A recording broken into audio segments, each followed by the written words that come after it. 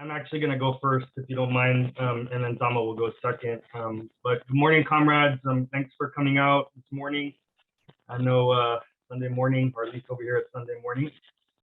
So I'm going to open up this panel with a discussion of, with a very humble attempt at trying to encapsulate an analysis of global capitalism in about 20 minutes.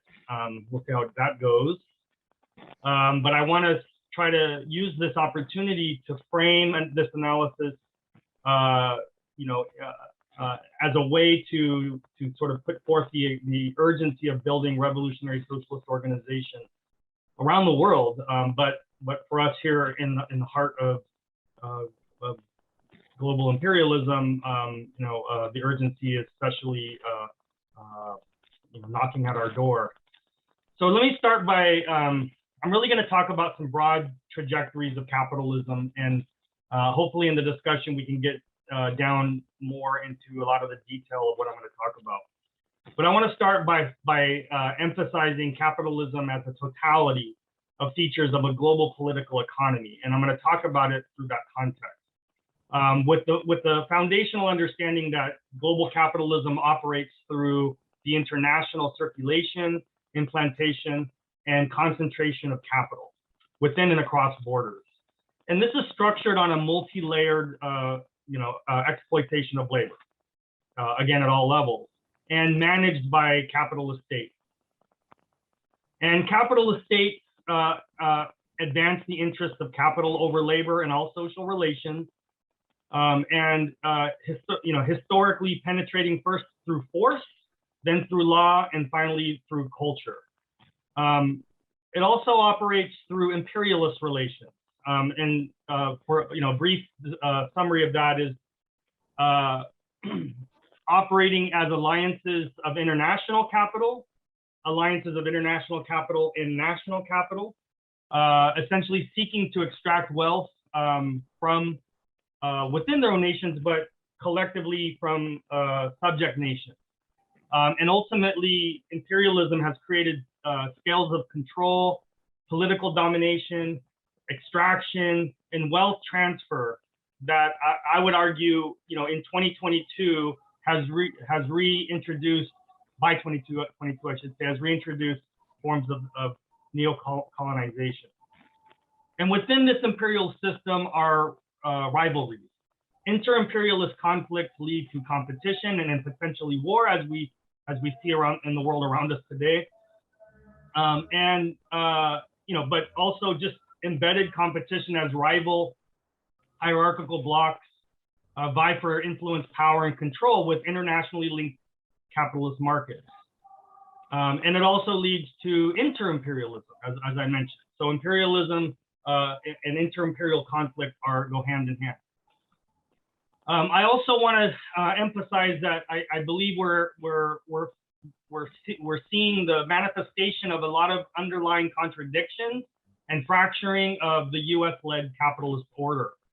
And this is a major factor to understand why we're experiencing forms of destabilization on a global scale, and why we emphasize this conference being called Communist Refoundation in an Era of Crisis. And the crises that we're in right now, from an economic standpoint, are part of a series of economic crises that capitalism has underwent. Start in the early 90s, in the late 90s and early 2000s, between 2008 and 10, 2020, and now, now it appears that we're heading into another recession in 2022. And this destabilization, these embedded crises have been accompanied by military invasion, military intervention, coup, and war. All of these features, since the end of the last Cold War, the last major setup of inter-imperialist rivalries. And over this last period, especially since the 90s, we've seen the forced opening and subjugation of whole economies. And as I mentioned, neo-colonialism through the plunder of what are referred to as free trade agreements. We've seen the multipolar differentiation of regional powers divisions and reorganization of international economic and military alliances, and now increasing inter-imperialist tensions. And if history is a guide, these have the potential to escalate into larger wars. So what's happening in Europe right now, for instance. And simultaneously and in conjunction with this series of crises, we've seen revolutionary uprisings, revolts, class struggle movements, increasingly militant protests growing in scale and size, and widening social polarization and radicalization happening internationally. And I would say that this helps us understand, or should help us understand, the loosening of the ideological glue of capitalism that has held the class structures, much of the global class structure intact, especially, in the heart of empire. But the loosening of this glue across the world, including in the United States. In the heart of empire, there's urgent need for rebuilding revolutionary organization that can play a role in organizing and building class power, and also directing it as self-interested, in the self-interest of the working class, against the vagaries of a violent and decaying system. So let me talk a little bit about some of the characteristics of capitalism on a global scale today. And I call this class war, wealth transfer and concentration on a world historic scale. The last 30 years plus can be understood as capitalism undergoing qualitative shifts to an increasingly internationally integrated system through imperialism, as I previously mentioned. International mobility of capital and an exponential scale of financialization, the opening up of economies to speculative capital, to multinational capital, et cetera. And the hierarchical integration of finance capital, primarily through banking, but in other ways, over a larger share of the forces of production. And we see this right now, especially in the last few years, I should say, playing out through consolidation of capital and concentration of capital on an unprecedented scale. We see it through national and international buyouts and mergers, in which smaller sort of quantities of capitalists are accumulating much larger and larger shares of the global economy. We see it accomplished through the implementation of over 354 quote unquote free trade agreements, which are routed through the US-centric World Trade Organization, which has, largely governed, how capitalism has operated for many years now, but especially under this kind of framework of facilitating capital mobility and concentration, i.e., again, class war on an international scale. And we've seen, the way that this is operating has created a kind of international hierarchy of nations in which, capitalists and a small set of nations control large scales of capital and, all that comes with that, across borders. In this last 3 decades, we've seen the destruction, weakening, or decline of alternative economic models of capitalist development, especially state capitalism, kind of nationalist developmentalism, but also I would argue the social democratic model. We've seen the greatest transfer of wealth, in this period in history, that has reflected both within nations, neoliberal capitalist redistribution of wealth from the working class to the rich within the richest nations, and neocolonialism, neoliberalism across borders, transferring wealth from poorer nations to rich nations through the means that I've already discussed. And specifically in the last 3 recessions, the 2008 to 10 recession, the 2020 recession, and what I would argue is now a recessionary moment, a significant facet of this acceleration of global inequality within and across borders has produced debt crises that are rapidly weakening the links the system, especially in the poor nations or former colonized countries. Multinational investment banks, multinational corporations, other types of private investment funds, all kinds of instruments that have been created in the last few decades have bought up large shares of the economy, again, within and across into formerly colonized or poor countries.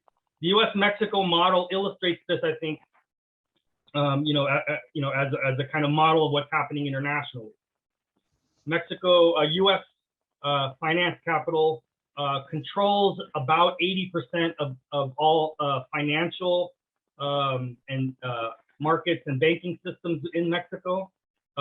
Finance capital, in partnership with Mexican capital, has bought up majority shares across industries, manufacturing, like the maquiladora sector, automotive production, mining, agriculture, etc. And so to varying degrees, we've seen this happen internationally, but this model of North America, I think, really defines, the trajectory. 10 minutes. Thank you. One feature of the current economic crisis that we see just in the last year or two is capital escaping stagnating markets to find new ways of making money internationally. So just in the last year, foreign direct investment from rich countries, primarily the U.S., has increased 88% just since 2020. $1.85 trillion crisscrossing the globe, especially from the richest 20 countries to the rest of the world. And we've seen a dramatic increase in what are referred to as mergers and acquisitions as finance capital buys up more of the economy nationally and internationally. And I'm going to skip over some of those details just to move on. So for instance, by 2021, what are referred to as private equity firms like BlackRock, these concentrations of finance, these big concentrations of finance capital, the biggest several private equity firms in the United States now manage $7.3 trillion in assets. That is massive. If you looked at that on an international scale, what the private equity firms based in the U.S. manage would be the fourth largest GDP in the world, after U.S., China, and now the third biggest is actually the 5 richest tech firms,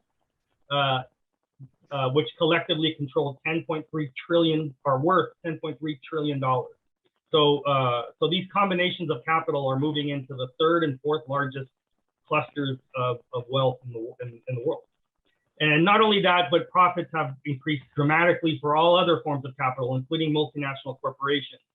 So the S&P 500 saw their profits increase by 70% since 2020, and 33% since 2019. And they're making, just since 2021, there's been an additional $200 billion made by multinational corporations because of inflationary costs and other factors that have pushed the prices up internationally for the products that they sell, or what they're invested in, but wages haven't. So it's we see how even in crisis these companies make huge money. Okay, moving right along here.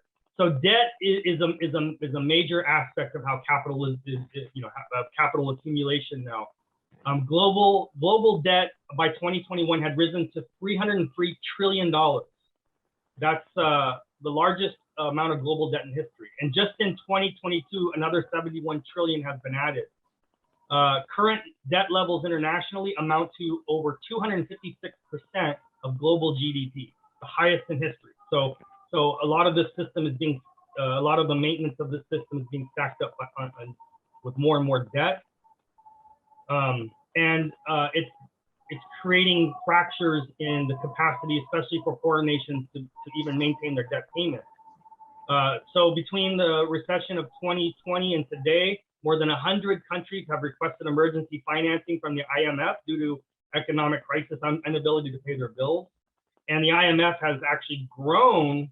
The IMF, to be clear, is pulled finance capital from the richest countries that is used to bail out and restructure the economies of other parts of the world. But primarily, it's a major it's a process point for finance capital to have access now to being lent to government, being lent, in all these different ways. So now IMF is pulling, right now in 2022, has announced that it's pulling up to $1 trillion, the highest it's ever raised, to be invested in the next few years. And again, keep in mind that this is to financialize more and more, of the global economy and to extract more and more debt servicing from poor nations. Already in 2021, debt from the poorest nations represented 171% of all spending on healthcare, education, and other social protections combined. So in other words, poor countries are spending twice as much money to pay to service the debts they have than they're actually paying on meeting the needs of their own population. And already in 2022, debt servicing from the poorest countries has just the servicing, just the interest on the debts held has amounted to $43 billion. And for the poorest countries, that's equivalent to nearly half of all of their food imports and the total spending on healthcare combined. So debt distress is increasing. Right now in 2022, it's estimated that over 60% of the total countries of the world, 60% of the 195 countries are experiencing some kind of debt distress. Okay. 15 minutes. Okay. Even in the US, we see debt has increased dramatically since 2007. Debt held by the public in the United States, public debt is now equivalent to 100% of the GDP of the United States.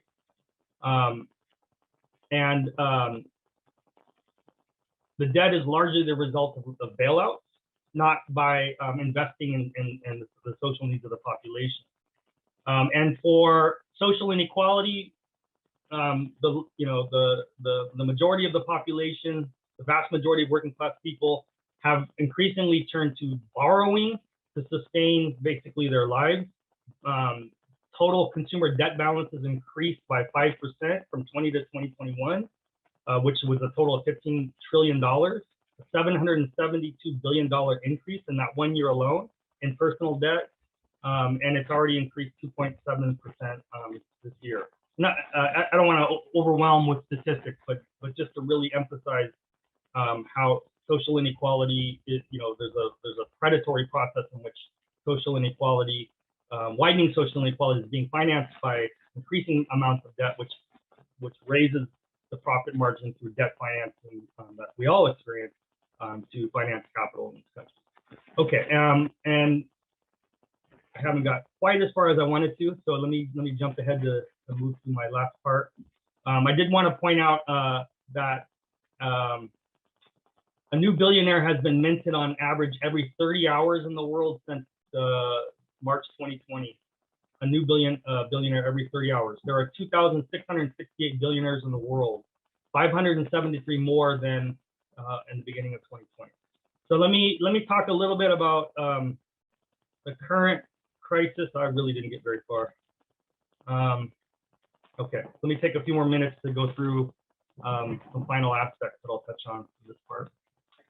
Most bourgeois economists believe we are entering into a recession. All of the major capitalist blocs, the US, Japan, EU, China, are experiencing low, slowing, or declining rates of growth.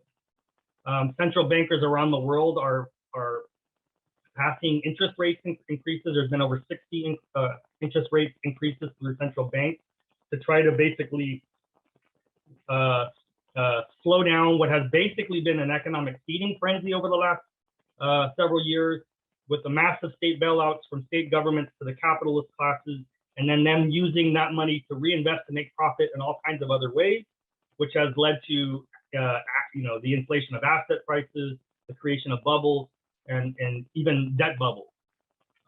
Global growth is projected to slow from an estimated 6.1% in 2021 to 3.6%. So global growth is going to go basically cut in half in the next year, and we're going to see a lot of, especially poor countries, being thrown into serious crisis. Sri Lanka, for instance, one of the weaker links in the global debt chain, basically is in a state of insolvency right now, and social, there's been social unrest, serious crisis that we're going to see happening in other countries. Okay, I didn't get through a whole lot of this, so let me just conclude by talking about, on the one hand, we've seen massive class war from the top. On the other hand, we've seen that this one-sided class war has not gone unchallenged. Austerity crisis tied to debt servicing and restructuring before the pandemic and current recession had already been devastating working class, poor, and indigenous peoples. If you remember in 2011, if you were around, austerity induced food shortages and rising prices at that time. Amid constricted export markets contributed to the revolutionary uprisings of the Arab Spring. Austerity-driven protests and unrest then spread to Europe and the United States. The Occupy movement, the movement of the squares, the uprisings, of the Black Lives Matter movement. I would argue,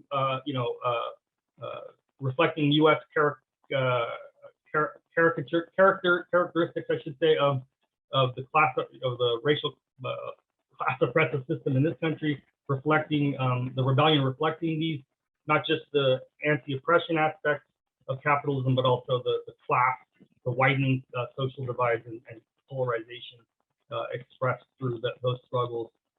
We're now seeing rapidly rising prices in international food stocks again being disrupted, leading again to food emergencies and crises across the Middle East, Asia, and Africa. And this has been exacerbated by the conditions of capital concentration internationally, where across international industries, fewer and fewer companies control the supply chain. And as I was going to explain previously, and I'll just say in a few words here, the supply chain disruption represents the sort of path that capital has been able to reorganize production across boundaries, chasing the cheapest labor across the world, and then concentrating control over those supply chains into fewer and fewer corporations. Those supply chains, when we talk about supply chains, it's really very oppressed workers, from hundreds of millions of child labor, tens of millions of forced labor, 7 out of 10 workers of the world living on less than $10 a day. That's the supply chain that's being disrupted.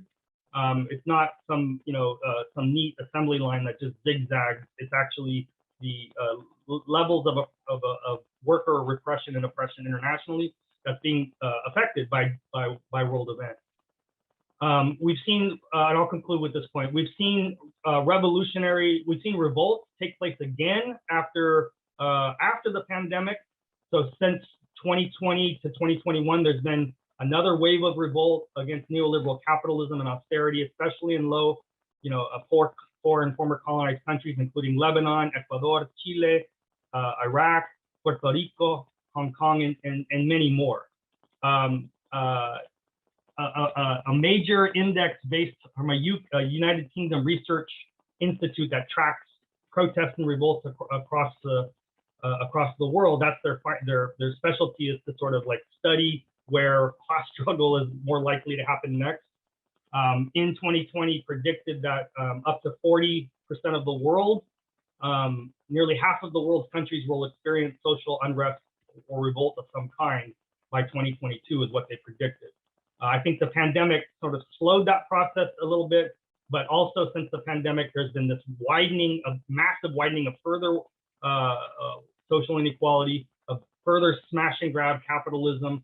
And so I think, the conditions are such that the destabilization is we're gonna see revolt happening, more and more in the coming years. And so our political orientation must be towards organizing the class struggle, and must towards creating organizations that can immerse and help build towards revolutionary resolution to these mounting and deadly contradictions of a system in terminal crisis. Muted myself after you unmuted me. Thanks Justin for the invite and for the broad overview of our fucked up system in crisis.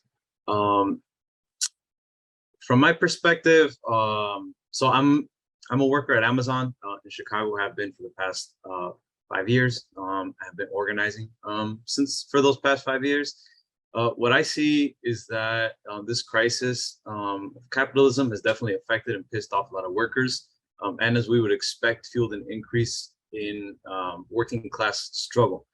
I saw that there was a decrease in fear, at the beginning of the pandemic in particular, due to the decent unemployment benefits that began to be offered, and the widespread availability of jobs. I just remember going everywhere I would go, I see help wanted signs, hiring signs, employers advertising their starting pay, sign-on bonuses. Really felt like a workers' market where employers were competing amongst themselves to attract us to their job.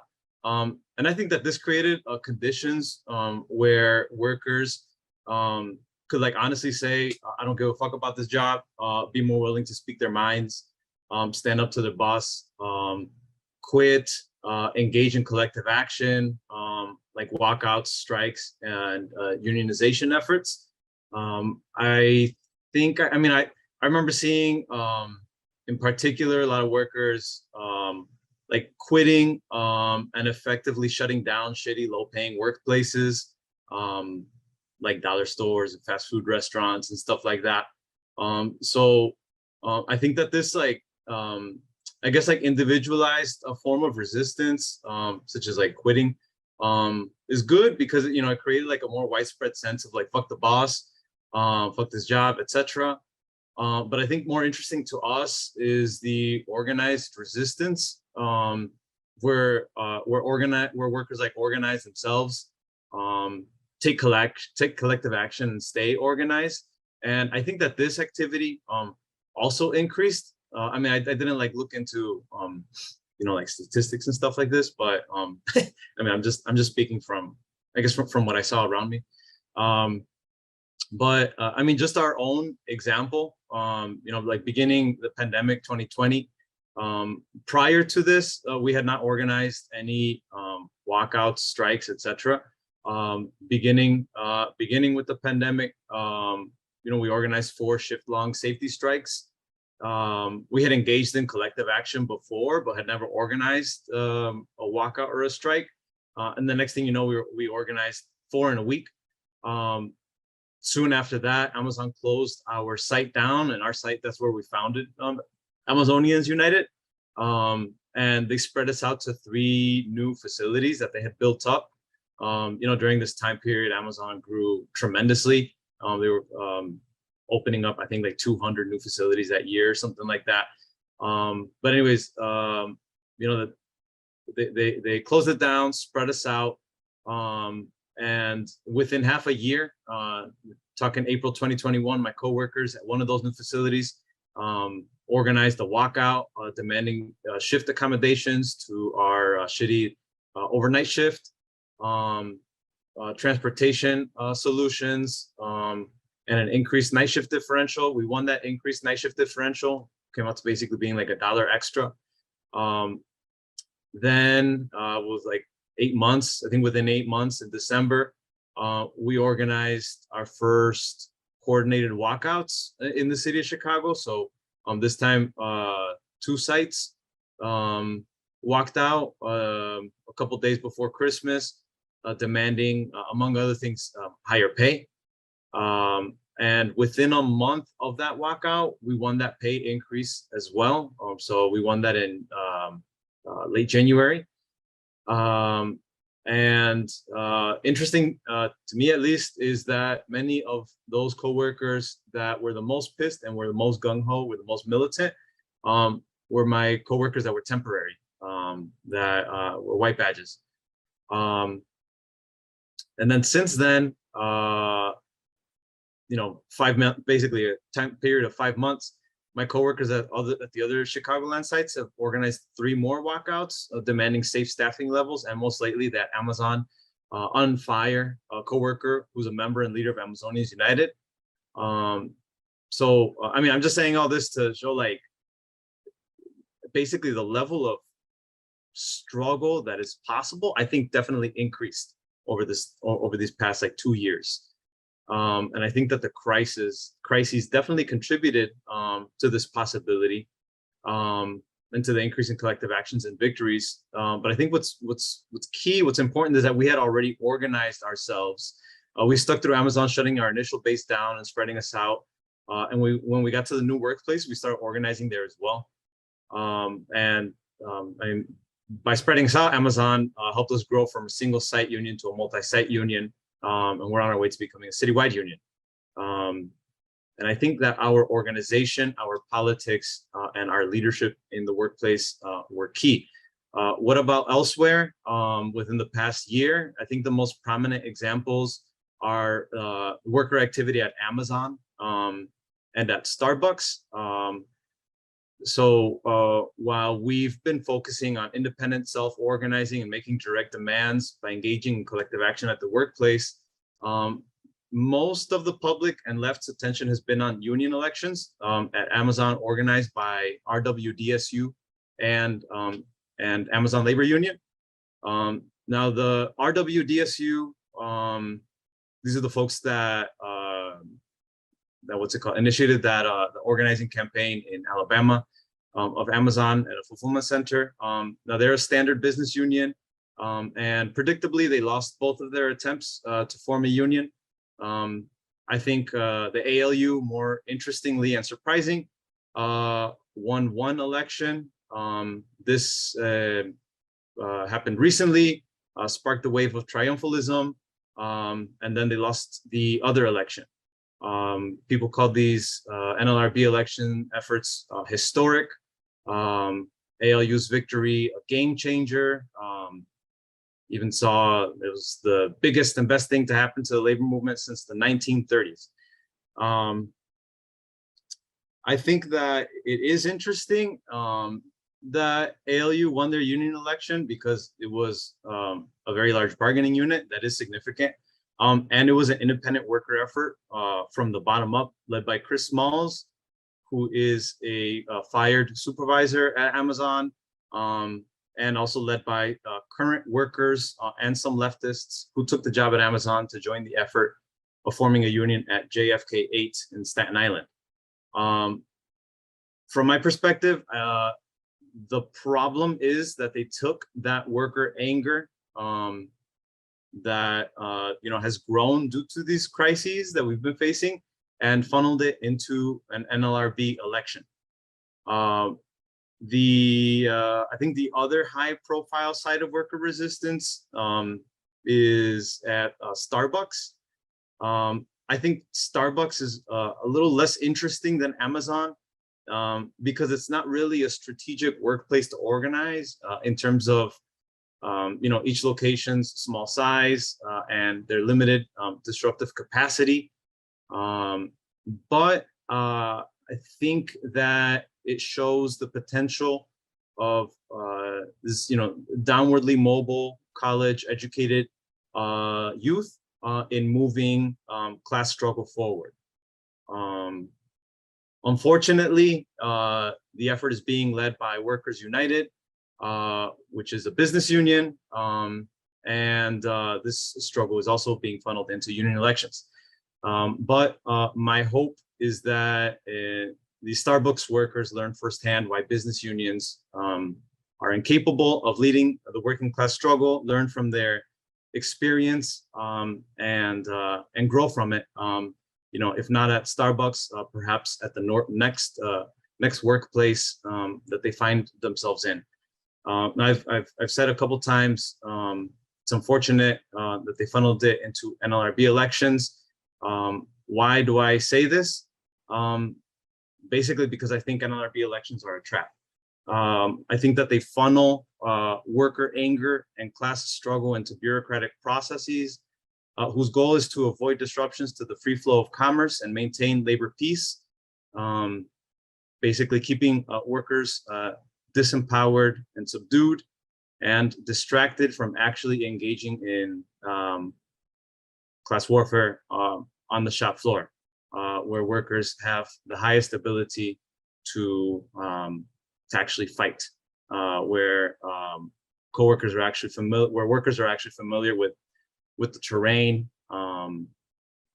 rather than looking to professionals, lawyers, the government, etc., for assistance.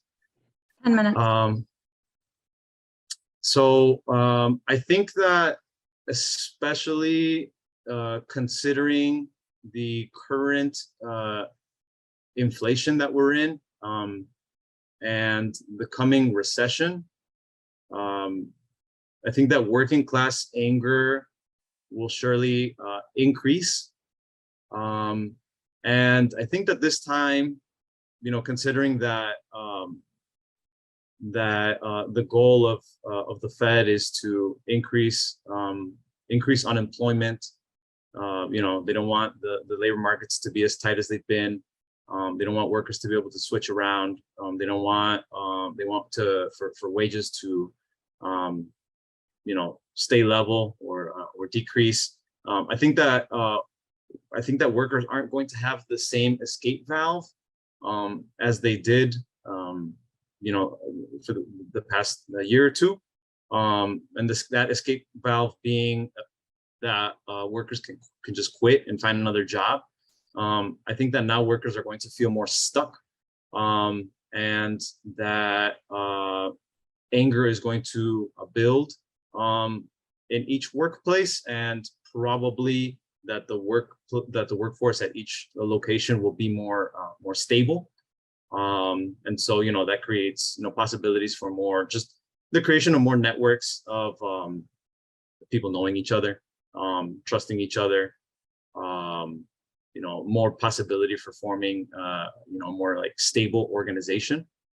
And so I think that there is a potential for reaching a higher level of class struggle, like a class struggle that won't just be captured by business unions, that won't just be funneled into union elections, that won't be aimed towards securing labor peace or whatever. But I think that like what will determine whether we reach that potential for a higher level of class struggle is if basically if revolutionaries can get their shit together. Basically if we can form organizations that have that form a decent critical analysis of the labor movement as it exists and as it has existed since the 1930s, and basically that that folks stop getting all excited over nothing. I think that we've rather than go along with empty triumphalism, we've got to be critical of what's going on, so that we're not just repeating the same mistakes that we've been repeating for the past 90 years or whatever. And I think that we've got to learn from the failures of this labor movement, which has constrained itself to operating within the legal framework of labor relations. Basically, I think we've got to figure out how we break with business unionism and how to form new types of unions. Unions that we, together with our coworkers, build in the workplace for the purpose of engaging in class war. Now, I don't say all this, with a disregard for existing union members, and I think that it's very important that those existing union members, also organize at the shop floor level, and engage in class struggle, and transform their unions. But I think that we need to be focusing on organizing folks that haven't yet been organized, that don't have a union, but organizing in the workplace, not with the goal of forming yet another business union, not with the goal of simply entering into that legal framework of labor relations, but with the goal of basically class warfare, basically forming organization of workers at the workplace that formulates their own demands and takes collective action to win those demands. And in the process of engaging in this class struggle, you know, us from our, you know, hopefully the communist, socialist, revolutionary organizations can see which workers rise as the most advanced, the strongest, you know, those that start becoming more, I guess, more conscious, and we're ready to, basically, we're ready to provide them with some sort of political education, basically, so that we can form a new layer of working class communists that you know, can join our organizations, or simply spread the class struggle, you know, in the different workplaces where we're at. And yeah, I think I'll just stop there, and I always like conversation better.